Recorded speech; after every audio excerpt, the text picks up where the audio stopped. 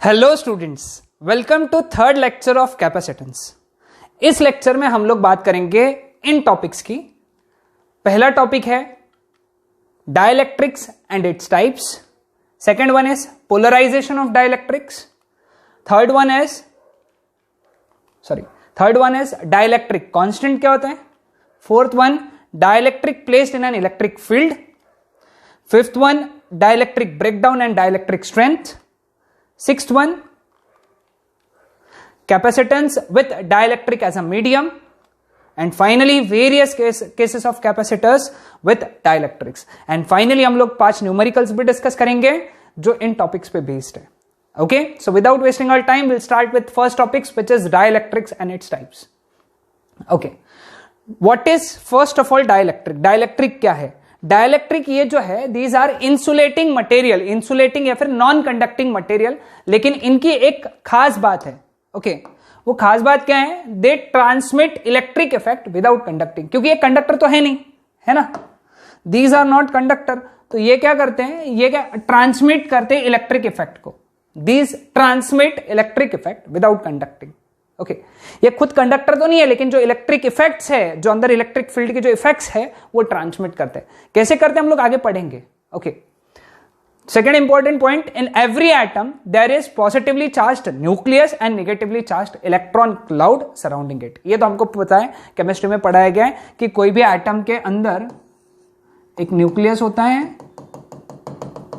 और उसके आजू बाजू इलेक्ट्रॉन रिवॉल्व कर रहे होते हैं, है ना, तो इसको हम लोगों ने बोला है इलेक्ट्रॉन क्लाउड, है ना, समझ में? ये इस तरीके का अपना एटॉमिक स्ट्रक्चर है, ये हमको बताया गया है, केमिस्ट्री में पढ़ाया गया। तो these two opposite charge regions have their own centres of charge, centres of mass चाहिए। ओके, या सेंटर्स ऑफ चार्ज भी बोल सकते हो, not wrong also, but in दोनों चार्ज का, यानी पॉजिटिवली चार्ज न्यूक्लियस का और निगेटिवली चार्ज इलेक्ट्रॉन क्लाउड का अपना एक सेंटर ऑफ मास होता है या फिर सेंटर ऑफ चार्ज होता है। तो पहला जो होता है that is the centre of positive charge. Okay, this is important. पहला क्या है? The centre of positive charge, इसका मतलब क्या है? It is the centre of mass of positively charge nucleus, है ना। जो पॉजिटिवली चार्ज न्यूक्लियस है उसका जो सेंटर ऑफ मास है उसको हम लोग क्या कहेंगे? Centre of positive charge. Okay, and what would be centre of negative charge? What is centre of negative charge? It is the centre of mass of negatively charged electrons, यानी सारे जो electrons होंगे उनका जो सेंटर ऑफ मास रहेगा, सारे electrons का, एक किसी एक का नहीं, सारे इलेक्ट्रॉन्स का जो सेंटर ऑफ मास रहेगा उसको हम लोग बोलेंगे सेंटर ऑफ नेगेटिव चार्ज, है ना। तो हम लोगों ने centre of positive charge, centre of negative charge, इसके बारे में पढ़ा। ओके, तो ये इंपॉर्टेंट है। तो ये था डाइलेक्ट्रिक्स के बारे में। अब इसके टाइप्स पर आते हैं हम लोग, है ना। तो सबसे पहला जो टाइप है that is polar dielectrics. Okay, depending on the position of centre of positive charge and centre of negative charge, है ना, डिपेंडिंग ऑन पोजीशन ऑफ, किसके पोजीशन पे? सेंटर ऑफ पॉजिटिव चार्ज और सेंटर ऑफ नेगेटिव चार्ज के position पे dielectric के दो प्रकार हुए। उसमें से पहला है पोलर डाइलेक्ट्रिक। क्या होता है इनकी खास बात? The dielectric in which centre of positive charge do not coincide, बेटा लाल में लिखा है, इसको जानबूझ के लाल में लिखा है, कोइंसाइड नहीं कर रहा है with the centre of negative charge when no electric field is applied is known as polar dielectric. Okay, यानी इस तरीके से उसको रिप्रेजेंट करते हैं अपन। सपोज ये ऐसा एक रिप्रेजेंट किया, तो पॉजिटिव नेगेटिव, यानी positive centre of positive charge इधर है, सेंटर ऑफ नेगेटिव चार्ज इधर है, so these are polar dielectric. Okay, समझ में आया सबको, है ना। दूसरी खास बात इनके बारे में, हाँ, पोलर डाइलेक्ट्रिक ही चल रहे हैं। A polar molecule has permanent electric dipole moment even in absence of electric field. हाँ, आगे का मत पढ़ो, पहले एक ही स्टेटमेंट पढ़ो, इतना पढ़ो। एक पोलर मॉलिक्यूल, पोलर डाइलेक्ट्रिक अलग है, पोलर डाइलेक्ट्रिक पोलर मॉलिक्यूल से बना है। तो कोई भी एक पोलर मॉलिक्यूल कंसीडर करोगे ना, तो उसकी परमानेंट इलेक्ट्रिक डाइपोल मोमेंट रहेगी, उसकी परमानेंट इलेक्ट्रिक डाइपोल मोमेंट रहेगी। ओके, जब इलेक्ट्रिक फील्ड अप्लाई नहीं किया, मतलब you will have electric dipole moment. अब इलेक्ट्रिक डाइपोल मोमेंट तो तुमको समझाया मैंने इलेक्ट्रिक फील्ड वाले चीज में, है ना, इलेक्ट्रिक फील्ड वाले पार्ट में, इलेक्ट्रिक फील्ड वाले चैप्टर में what is electric dipole moment, यह समझाया हुआ है। बट अब पोलर डाइलेक्ट्रिक यानी अगर तुम पूरा डाइलेक्ट्रिक कंसिडर करोगे, पूरे पोलर मॉलिक्यूल का डाइलेक्ट्रिक कंसिडर करोगे, तो it has net electric dipole moment 0 because all the polar molecules are randomly oriented, है ना। तो पूरा अगर तुमने डाइलेक्ट्रिक कंसिडर किया तो कोई इधर है, कोई इधर है, कोई इधर है, कोई इधर है, कोई इधर है, यानी क्या हो रहा है, सब रैंडमली ओरिएंटेड है। ये पोलर मॉलिक्यूल्स है और ये पूरा पोलर डाइलेक्ट्रिक है। समझ में आया सबको? तो रैंडमली ओरिएंट होने की वजह से सब एक दूसरे को कैंसिल करेंगे, सभी की इलेक्ट्रिक डाइपोल मोमेंट एक दूसरे को कैंसिल करेगी। याद करके समझ के लो इस चीज को। ओके, तो पोलर मॉलिक्यूल्स के डाइलेक्ट्रिक इलेक्ट्रिक डाइपोल मोमेंट एक दूसरे को कैंसिल करेंगे पूरे डाइलेक्ट्रिक को अगर कंसिडर किया तो। इसीलिए पोलर डाइलेक्ट्रिक की नेट डाइपोल मोमेंट 0 होगी, पोलर डाइलेक्ट्रिक की, लेकिन पोलर मॉलिक्यूल की इलेक्ट्रिक डाइपोल मोमेंट 0 नहीं होगी। They will have permanent electric dipole moment. समझा सबको? तीसरी खास बात, in presence of electric field the polar molecules line up against the direction of electric field. इसका मतलब क्या है देखो, फॉर एग्जाम्पल ये ऐसा हमारे पास में पोलर डाइलेक्ट्रिक है, इसको अपन ने ऐसी इलेक्ट्रिक फील्ड अप्लाई किया। ओके, इधर के डायरेक्शन वाली इलेक्ट्रिक फील्ड, यानी यहां पे सब पॉजिटिव है, यहां पे सब निगेटिव है। ठीक है, तो थोड़ी देर बाद क्या होगा, इस डाइलेक्ट्रिक का, इस इलेक्ट्रिक फील्ड में ये जो सारे जो पोलर मॉलिक्यूल्स रहेंगे ये ओरिएंट हो जाएंगे। कैसे ओरिएंट हो जाएंगे? सारे निगेटिव एक साइड जमा हो जाएंगे और सारे पॉजिटिव एक साइड जमा हो जाएंगे।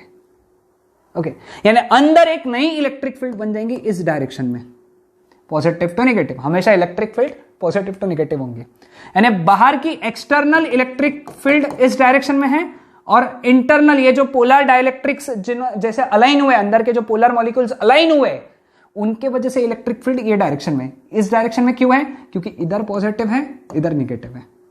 क्यों ऐसे अलाइन हुए? क्योंकि ये पॉजिटिव ने क्या किया होगा, ये पॉजिटिव ने सारे निगेटिव को अपने साइड में खींच लिया होगा। जब निगेटिव एक साइड में चले गए तो पॉजिटिव बोले हम उधर साइड जाएंगे, तो सारे निगेटिव पोलर मॉलिक्यूल्स के सारे निगेटिव लेफ्ट साइड आ गए, सारे पॉजिटिव राइट साइड आ गए, बिकॉज लेफ्ट साइड में पॉजिटिव था और राइट साइड में नेगेटिव था। कंसेप्ट ध्यान में आएगा सबको? हाँ, तो इन्होंने खुद को अलाइन किया। कैसा अलाइन किया? In the direction opposite to the direction of electric field, यानी जिस डायरेक्शन में इलेक्ट्रिक फील्ड अप्लाई किया था उसके अपोजिट डायरेक्शन में खुद को अलाइन किया। समझ में आया सबको ये चीज? एंड फाइनली इसके एग्जांपल्स याद रखो। ओके, पानी, दारू ऐसे याद रखने के लिए, पानी, दारू, CO2, NH3, HCl। एग्जाम्पल्स याद रख लो। क्या होता है, कभी कभी ऐसे पूछते तो नहीं जनरली, है ना, एग्जाम्स में, ये जो जेईई नीट के एग्जाम्स है इनमें ऐसे पूछते नहीं कि भाई ये एग्जाम्पल आएंगे, लेकिन क्या बोलते नहीं आता, एक आध बार पूछ लिया कि which of the following is polar dielectric, तो तुमको पता होना चाहिए ना इसके एग्जाम्पल्स। है सिंपल ना, पानी है, दारू है, CO2 है, मतलब water, alcohol, CO2, NH3, ammonia, HCl, hydrochloric acid. Okay, तो ये सब हो गए पोलर डाइलेक्ट्रिक। ठीक है, अब बात करेंगे हम लोग नॉन पोलर डाइलेक्ट्रिक्स के। क्या होते हैं non polar dielectrics? The dielectric in which centre of positive charge coincides with the center of negative charge when no electric field is applied is known as non polar dielectric, है ना। यानी जब electric field apply नहीं किया तो ये centre of positive charge और centre of negative charge coincide करेंगे, तो इसीलिए इनको इस तरीके से डिनोट करते हैं।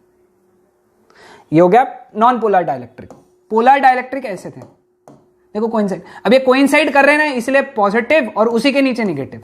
एक्चुअली ये नेगेटिव यहां रखना चाहिए था, लेकिन वहां रखेंगे तो ध्यान में नहीं आएगा ना नेगेटिव का है, इसलिए नेगेटिव नीचे लगा देते हैं। तो ये हो गया नॉन पोलर और ये हो गया पोलर, है ना। ध्यान में आया सबको? आसान चीज था। तो ये हो गया नॉन पोलर डाइलेक्ट्रिक्स। इनकी खास बात, a non-polar molecule and a non-polar dielectric has net electric dipole moment 0 even in absence of electric field. Okay, यानी तुम इलेक्ट्रिक फील्ड नहीं लगाए तो पोलर मॉलिक्यूल्स की तो वैसे भी 0 है और पोलर डाइलेक्ट्रिक भी 0 ही रहेगी। ओके, नॉन पोलर के साथ में क्या था, पोलर मॉलिक्यूल की dielectric field electric dipole moment zero नहीं थी, पोलर डाइलेक्ट्रिक की जीरो थी। पोलर मॉलिक्यूल की जीरो नहीं थी, पोलर डाइलेक्ट्रिक की थी। कब, जब इलेक्ट्रिक फील्ड अप्लाई नहीं किया। नॉन पोलर में दोनों के जीरो है, रह ही नहीं सकती ना, क्योंकि तुमको डाइपोल मोमेंट के लिए पॉजिटिव अलग चाहिए, निगेटिव अलग चाहिए। पॉजिटिव निगेटिव दोनों अलग चाहिए होते हैं, और यहां अलग नहीं है, ये दोनों एक के ऊपर एक ही है, कोइंसाइड हो रहे। ओके, समझ में आया सबको? ओके, तीसरा, in presence of electric field polar molecules line up against the direction of non polar molecules line up against the direction of electric field, है ना। तो जैसे फॉर एग्जांपल ये ऐसा है, तुमने इलेक्ट्रिक फील्ड अप्लाई किया इसको, तो थोड़ी देर बाद ये ऐसा हो जाएगा, ये खुद को ऐसा अलाइन कर लेंगे। हाँ, ये फिर इसमें कन्वर्ट हो जाएगा। कब, जब इलेक्ट्रिक फील्ड अप्लाई किया तब, उसके पहले नहीं। ओके, एंड फाइनली इसके भी एग्जांपल्स, इसका डिफरेंशिएशन के पॉइंट्स तुम बना सकते हो, है ना। इसके एग्जांपल क्या है, N2O2, बेंजीन, मीथेन। अब ये तो याद रह जाएंगे, बेंजीन मीथेन याद रह जाएंगे। अब देखो, वहां CO2 था, यहां O2 है। कहां पे CO2 था, पोलर में, तो नॉन पोलर में O2 है, और यहां N2 है। वहां पे NH3 था, HCl था, पानी था, दारू था, वाटर अल्कोहल था, है ना। तो ये थे नॉन पोलर डाइलेक्ट्रिक्स के बारे में। अब बात करेंगे what is polarization of dielectric slab. Okay, dielectric slab का पोलराइजेशन मतलब क्या, पहले तो इसको डिफाइन करते हैं। What is polarization? Polarization is process of inducing equal and opposite charges on two faces if the dielectric of the dielectric on the application of electric field is known as polarization of dielectric, है ना। यानी जब हम लोग कोई भी dielectric को electric field में रखते हैं, कोई भी डाइलेक्ट्रिक को इलेक्ट्रिक फील्ड में रखते हैं, तो उसके एक साइड में सारे नेगेटिव चार्जेस जमा हो जाते हैं, और उसके राइट साइड में सारे दूसरे साइड में नेगेटिव पॉजिटिव चार्जेस जमा हो जाते हैं। जैसे फॉर एग्जांपल बताता हूं। ओके, ये एक कैपेसिटर असेंबली है, इसके अंदर अभी डाइलेक्ट्रिक नहीं है। ओके, अब हमने क्या किया, इसके अंदर ऐसा एक डाइलेक्ट्रिक डाल दिया। कौन सा डाइलेक्ट्रिक होना चाहिए बताओ? ये होना चाहिए पोलर डाइलेक्ट्रिक, है ना। पोलर डाइलेक्ट्रिक डाल दिया। ओके, तो अभी क्या होगा, ये क्या होगा, ये पहले कुछ भी नहीं था, इसमें डाल दिया, ठीक है। अभी क्या होगा, यहां पे ये इस डायरेक्शन में इलेक्ट्रिक फील्ड बन गई, है ना। इस डायरेक्शन में इलेक्ट्रिक फील्ड बन गई। इस डायरेक्शन में इलेक्ट्रिक फील्ड बनने की वजह से वो इस तरीके से अलाइन हो गए, यहां पे अलाइन हो गए। ओके, यहां पे पॉजिटिव चार्ज था, क्यों, ये नेगेटिव चार्ज था, ये हो गया -QI और ये हो गया +QI। समझ गए सब लोग? -QI, QI, I क्या इंड्यूस करता है, इन I क्या, सॉरी I क्या बताता है ना, I क्या रेफर करता है, it is induced negative charge -QI। ये देखो, ये सब माइनस है और ये सब प्लस है, दिख रहा है ना सबको, मैंने उसे लिख रहा हूं, इसलिए QI +QI, यानी इसके एक साइड में सब निगेटिव आ गया, इसके एक साइड में, दूसरे साइड में पॉजिटिव आ गया, इसलिए इसको बोलते हैं हम लोग पोलराइजेशन, है ना। एक बार वापस डेफिनेशन पढ़ लेते हैं हम लोग, यानी ध्यान में आ जाएगा। द प्रोसेस ऑफ इंड्यूसिंग, है ना, आ रहा है, इसके अंदर इंड्यूस हो रहा है क्या, equal and opposite charges on the two faces of the dielectric.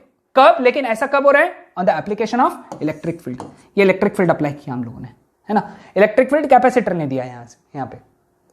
Clear with this is known as polarization of dielectric. समझ में? हाँ, now induced electric field inside the dielectric is EI which decreases the main electric field. इसका मतलब क्या है कि main electric field suppose इस direction में है, तो इंड्यूस्ड इलेक्ट्रिक फील्ड इस डायरेक्शन में रहेगी, EI। ओके, तो ये क्या करती है, अपोजिट डायरेक्शन होने की वजह से मेन इलेक्ट्रिक फील्ड को रिड्यूस करती है, कम करती है। ओके, which decreases, which यानी ये EI, it decreases the main electric field. Okay, are we clear with this? है ना आसान? Okay, so new electric field between the plates will be E dash, that is equal to E minus EI. Okay, so new electric field रहेगी E dash, that is equal to E minus EI. ध्यान में आ गया सबको? हाँ, so ये रहेगा हमारा new electric field कब, जब पोलराइजेशन हो चुका है, जब डाइलेक्ट्रिक इंट्रोड्यूस हो चुका है। ओके, E क्या है, ओरिजिनल इलेक्ट्रिक फील्ड, EI क्या है, इंड्यूस्ड इलेक्ट्रिक फील्ड जो डाइलेक्ट्रिक में आया। तो नेट इलेक्ट्रिक फील्ड क्या होगी डाइलेक्ट्रिक डालने के बाद में, E minus EI। Okay, now what is dielectric constant? Dielectric constant को हम लोग किससे डिनोट करते हैं, स्मॉल के से। डाइलेक्ट्रिक कांस्टेंट को डिफाइन कैसे करते हैं उसके पहले we studied that after placing a dielectric field net field inside the capacitor decreases, है ना। ये तो अभी हम लोगों ने स्टडी किया कि जब भी तुम डाइलेक्ट्रिक डालोगे तो कैपेसिटर के प्लेट के बीच में इलेक्ट्रिक फील्ड कम हो जाएंगी। ओके, ई जो थी let's say original electric field थी और ई डैश जो थी वो रिड्यूस्ड इलेक्ट्रिक फील्ड थी, तो उसके हिसाब से हम लोगों ने एक फॉर्मूला डिफाइन किया K which is E upon E dash. What is E? Original electric field. What is E dash? Reduced electric field. तो यहां से के की डेफिनेशन क्या बन गई? The ratio of original electric field to reduced electric field या फिर electric field upon introducing dielectric.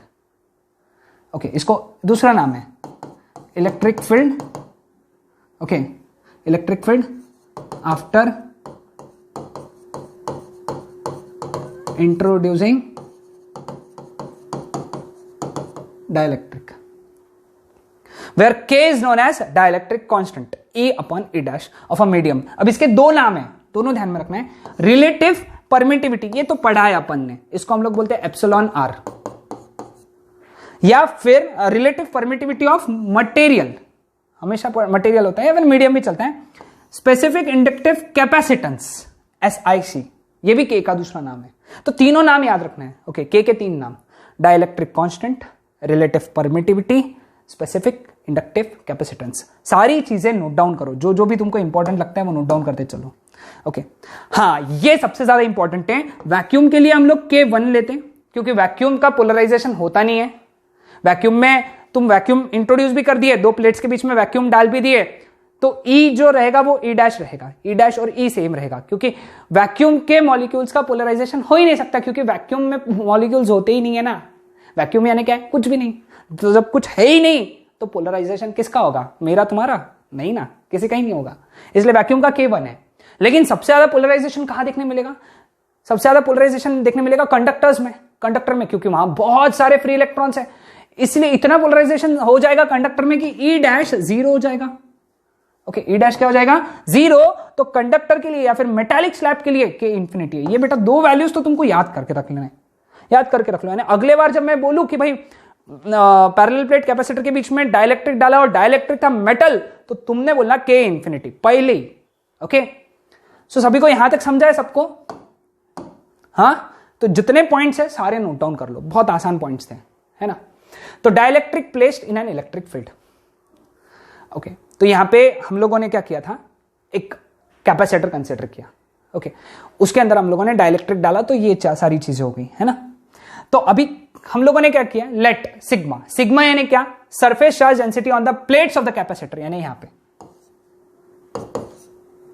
Sigma minus sigma यानी जो प्लेट्स पे है। ओके, और एक होता है सिग्मा आई। सिग्मा आई क्या है? Surface charge density of the induced charges या फिर इंड्यूस्ड सरफेस चार्ज डेंसिटी, जो यहां आएगा माइनस सिग्मा आई प्लस सिग्मा आई, वो डाइलेक्ट्रिक में आएगा। माइनस सिग्मा आई प्लस सिग्मा आई, ये इधर sigma minus sigma. Okay, so now electric field between the plates of the capacitor without dielectric, यानी यहां पे इलेक्ट्रिक फील्ड का फॉर्मूला है इज इन ई नॉट, जिसको मैंने ई नॉट बोला है, that is sigma upon epsilon 0। Sigma का फॉर्मूला है क्यू अपॉन ए, तो क्यू अपॉन एप्सिलॉन 0, ये नोट डाउन करके रख लो, बहुत इंपॉर्टेंट पॉइंट। ओके, हम लोग बहुत इंपॉर्टेंट डेरिवेशन देखने जा रहे हैं। Okay, this might be in your boards also. तो समझ लिया सबने ये ई नॉट का वैल्यू? हाँ, ई नॉट का वैल्यू है क्यू अपॉन एप्सिलॉन 0। लेकिन जब इलेक्ट्रिक फील्ड जब डाइलेक्ट्रिक डाला तब इलेक्ट्रिक फील्ड कितनी रहेंगी? E is equal to sigma minus sigma not upon epsilon 0, है कि नहीं? क्योंकि अगर डाइलेक्ट्रिक का इफेक्ट देखोगे, अगर डाइलेक्ट्रिक हटा दिया, यहां पे पॉजिटिव पॉजिटिव पॉजिटिव पॉजिटिव करें, यहां पे negative negative negative negative consider करें, अगर डाइलेक्ट्रिक हटा देते हो तो यहां बच जाता है सिग्मा माइनस सिग्मा आई, यहां बच जाता है माइनस सिग्मा आई। जब डाइलेक्ट्रिक हट गया, तुम बोलोगे सर यहां देखो, यहां तो आपने ऐसा नहीं किया। मैंने क्या किया? इसको हटा दिया। किसको? डाइलेक्ट्रिक को हटा दिया। तो डाइलेक्ट्रिक हटाने के बाद में प्लेट पे कितना बच गया? सिग्मा माइनस सिग्मा है, और इधर बच गया माइनस सिग्मा है। तो इलेक्ट्रिक फील्ड बन गया sigma minus sigma I upon epsilon 0। तो अगर सब्स्टिट्यूट किया सिग्मा की जगह क्यू बाय ए और सिग्मा आई की जगह क्यू आई बाय ए, तो ये आ गया Q minus Q I upon epsilon 0। लेकिन हमको मालूम है ई का फॉर्मूला आता है ई नॉट बाय के। ई नॉट का फॉर्मूला अभी अपन ने देखा, क्या देखा? Sigma upon epsilon 0। तो सब्स्टिट्यूट किया ई और ई नॉट के वैल्यूज, तो ई के जगह डाला sigma minus sigma I upon epsilon 0, यहाँ पे सिग्मा बाय के एप्सिलॉन 0, एप्सिलॉन 0 एप्सिलॉन 0 कैंसिल, है ना। तो अगर इसको सॉल्व किया हम लोगों ने, क्या बचा यहाँ पे, sigma minus sigma I upon epsilon 0 that is equal to sigma by k, sorry epsilon 0 तो कट गया ना, ठीक है। अपने को सिग्मा आई का फॉर्मूला निकालना है, ये इधर ये इधर, तो sigma minus sigma by K that is equal to sigma i. तो what is sigma i, sigma bracket में 1 माइनस 1 बाई के, ये एक डेरिवेशन याद रखो। Okay, clear with this. इसके आगे कंटिन्यू होगा ये, अब नेक्स्ट स्लाइड पे नहीं आएगा, मैं कंटिन्यू कर रहा हूं यहां पे। ओके, सिग्मा आई के जगह मैं क्या लिख सकता हूं, सिग्मा आई के जगह लिख सकता हूं क्यू आई बाई ए, और सिग्मा के जगह लिख सकता हूं क्यू बाई ए। तो सब्स्टिट्यूट किया तो क्यू आई ए कट हो जाएगा दोनों साइड से, is equal to q bracket में 1 minus 1 by k. This is the formula for induced charges, this is the formula for induced surface charge density. ठीक है, तो ये दोनों फॉर्मूलेस बहुत इंपॉर्टेंट है, इनको नोट डाउन करके रख लो। ओके, दोनों फॉर्मूलेस कौन से थे, sigma I is equal to sigma bracket में 1 माइनस 1 बाई के, और q I is equal to q bracket में 1 माइनस 1 बाई के। ये दो फॉर्मूलेस है। ओके, क्लियर विद दिस, कोई डाउट?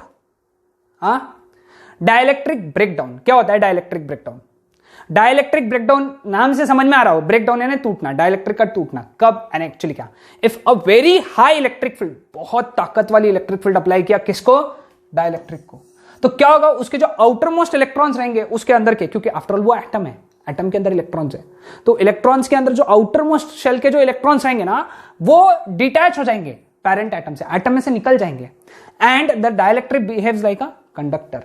उस वक्त, किस वक्त, डाइलेक्ट्रिक ब्रेकडाउन के बाद में। This phenomenon is known as dielectric breakdown, यानी डाइलेक्ट्रिक का कंडक्टर में कन्वर्ट हो जाना। क्यों? क्योंकि उसके जो आउटर मोस्ट इलेक्ट्रॉन है वो निकल के बाहर आ गए, अब वो कंडक्टर बन गया, क्योंकि फ्री इलेक्ट्रॉन हो गए ना, अगर इलेक्ट्रॉन टूट गया तो फ्री हो गया, फ्री हो गया तो भाई अब कंडक्ट करेगा, मतलब वो किस में कन्वर्ट हो गया, कंडक्टर में। तो इस प्रोसेस को हम लोग क्या बोलते हैं, डाइलेक्ट्रिक ब्रेकडाउन। लेकिन ये कब होगा, जब तुम बहुत ज्यादा ताकतवर इलेक्ट्रिक फील्ड अप्लाई करोगे तब, तो उसको बोलते हैं डाइलेक्ट्रिक ब्रेकडाउन। और जो ये इलेक्ट्रिक फील्ड रहेगी, इसकी जो वैल्यू रहेगी उसको हम लोग बोलेंगे dielectric strength, the maximum value of electric field that a dielectric can tolerate, that is known as its dielectric strength. Okay, यानी उसका इलेक्ट्रिक ब्रेकडाउन नहीं हो रहा है, मतलब उसके इलेक्ट्रिक ब्रेकडाउन के पहले वाली जो इलेक्ट्रिक फील्ड है उसको बोलते हैं। अब इसका जो SI यूनिट है वो है वोल्ट पर मीटर, और इसका जो प्रैक्टिकल यूनिट है वो है किलो वोल्ट पर mm। ये दोनों याद रखने हैं, SI unit volt per metre और practical unit kilo volt per mm। Are we clear with this? Okay, so ये था हमारा पार्ट 1, है ना, यहां तक सभी को क्लियर हुआ? ओके ओके, सो अब नेक्स्ट टॉपिक के बारे में बात करेंगे, capacitance when a dielectric of T thickness is introduced between the plates. काफी इंपॉर्टेंट टॉपिक। ओके, अब इसका थिकनेस जो है ये है T, टोटल प्लेट्स के बीच का डिस्टेंस जो था वो था D। ठीक है, तो ये जो बच गया, ये बच गया D माइनस T। ठीक है, अब जब यहां कुछ भी नहीं है तो यहां क्या है, एयर। ठीक है, तो अब हम लोग ये डायग्राम को, क्या हम लोग दो कैपेसिटर्स बना सकते हैं, हम लोग दो कैपेसिटर्स ऐसे बना सकते हैं। ठीक है, इसमें डाइलेक्ट्रिक है जिसका डाइलेक्ट्रिक कांस्टेंट K है, और यहां पे एयर है जिसका डाइलेक्ट्रिक कांस्टेंट 1 है, लेकिन इसका थिकनेस कितना है, T, इसका थिकनेस है D माइनस T। ठीक है, समझ में? तो ये हो गए दो कैपेसिटर्स। तो ये कैपेसिटर का कैपेसिटेंस है C1 और ये कैपेसिटर का कैपेसिटेंस है C2। तो C1 का वैल्यू कितना हो गया बेटा, C1 हो गया A K epsilon 0 by T। समझे, A K epsilon 0 by T capacitance का फॉर्मूला है, और C2 का वैल्यू हो गया A एप्सिलॉन 0, क्योंकि वहां पे एयर है तो K नहीं लिखेंगे वहां पे, epsilon 0 upon D minus T, क्योंकि उसका थिकनेस जो है या उसका सेपरेशन जो है वो है D माइनस T। अब ये जो दो कैपेसिटेंस है ये कैसे कनेक्टेड है, कैसे कनेक्टेड है बताओ, ये कनेक्टेड है सीरीज में। तो इसका इक्विवेलेंट कैपेसिटेंस क्या आएगा, 1/c equivalent that is equal to 1/c1 plus 1/c2। 1/c1 यानी कितना आएगा, t upon a k epsilon 0 plus d minus t upon a epsilon 0। Okay, तो यहां पे कॉमन क्या निकला, 1 अपॉन a एप्सिलॉन 0 कॉमन, तो ब्रैकेट में बचा t plus t by k plus d minus t, ये हो गया 1/c इक्विवेलेंट। तो therefore c equivalent is equal to a epsilon 0 upon t by k plus d minus T. इसको सिर्फ rearrange किया टर्म्स, क्योंकि जनरल फॉर्मूला जो हर book में तुमको दिखेगा a एप्सिलॉन 0 ब्रैकेट में d minus T plus t by के, या फिर तुमको कुछ बुक्स में ऐसा भी दिखेगा a epsilon 0 upon d minus T bracket में 1 माइनस 1 बाई के। ये एक फॉर्मूला, ये दूसरा फॉर्मूला, ये दोनों फॉर्मूले याद करके रख लो। ओके, समझ में, टी थिकनेस का ही है, टी थिकनेस का। ओके, अब अगर तुमने पूरा भर दिया, पूरा अगर तुमने ऐसा पूरा यहां से लेके यहां तक भर दिया, तो बस कुछ नहीं, ये फॉर्मूले में तुमको क्या करना है, टी के जगह डी डालना है। उसकी जो थिकनेस है वो पूरी प्लेट की सेपरेशन जितनी डालनी है। जब तुम अगर वो डाल दोगे, वो अगर t is equal to d डाल दोगे, तो सी इक्विवेलेंट आ जाएगा 1 के एप्सिलॉन 0 बाई डी। ये आ जाएगा। से यहां पे तुमको क्या डालना है, टी के जगह डालना है, या फिर यहां पे टी के जगह क्या डालना है, डी। जब पूरा डाइलेक्ट्रिक भरा है तब, यानी यहां से लेके यहां तक डाइलेक्ट्रिक है, तब डायरेक्ट फॉर्मूला यूज करो। जब सिर्फ थोड़े से हिस्से में है, तब ये फॉर्मूला यूज करना है। समझ में आया सबको? हाँ, है ना, सिंपल कंसेप्ट है। ओके, तो अब चलते हैं हम लोग अगले पार्ट पे। इस तरीके का capacitance when number of dielectric slabs are introduced between the plates. बहुत सारी, ये T1 थिकनेस का, ये T2 थिकनेस का, ये T3 थिकनेस का, ऐसे बहुत सारे डाइलेक्ट्रिक स्लैब अगर इंट्रोड्यूस किए तो ओके, तो उस केस में इक्विवेलेंट कैपेसिटेंस क्या हो जाएगा। ओके, उस केस में जो इक्विवेलेंट कैपेसिटेंस रहेगा, I will just tell you, direct formula, shortcut formula ही याद रखेंगे हम लोग, है ना। I'll just give you the shortcut formula.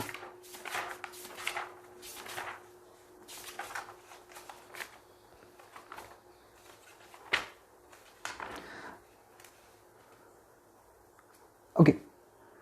तो इस केस में C equivalent is equal to A epsilon 0 upon D minus T1 plus T2 plus T3 plus so on, bracket में 1 माइनस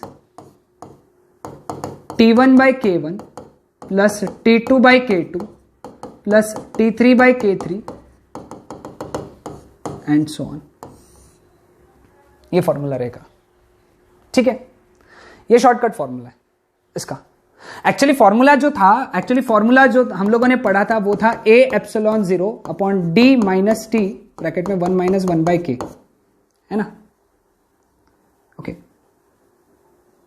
क्लियर विद दिस? ये formula पढ़ा था हम लोगों ने। सॉरी, इसको एक काम करो, इसको थोड़ा सा चेंज कर लो, देयर वाज स्लाइट कंफ्यूजन, है ना।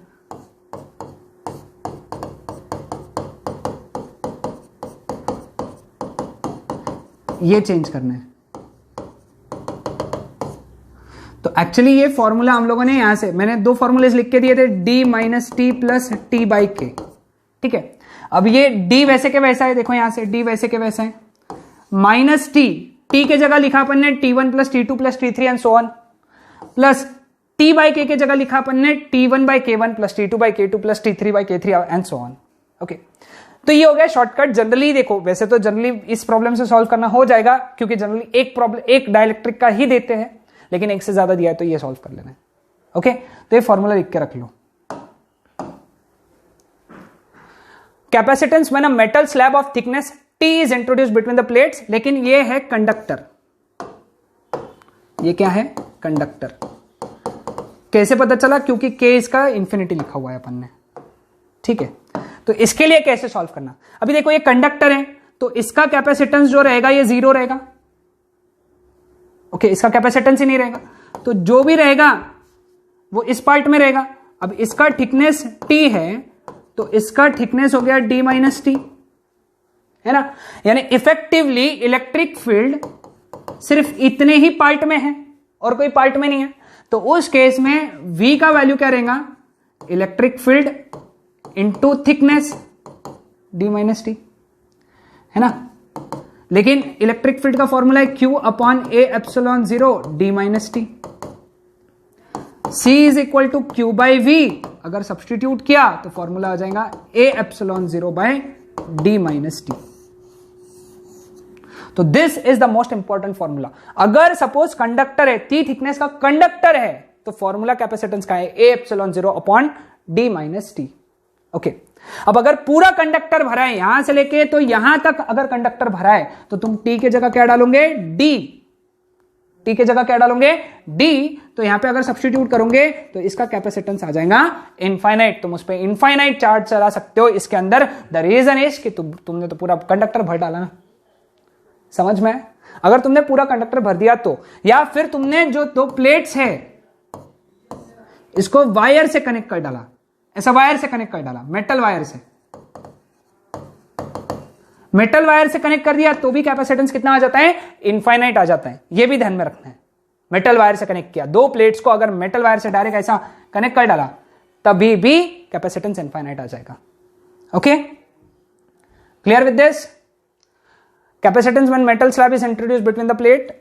ओके, या ऐसा आया तो बस कुछ नहीं, D is equal to T डालना है, formula C is equal to A epsilon 0 upon D minus t, तो कैपेसिटेंस आ गया इनफाइनाइट, है ना। यह भी पढ़ लिया अपन ने, शॉर्टकट में ही पढ़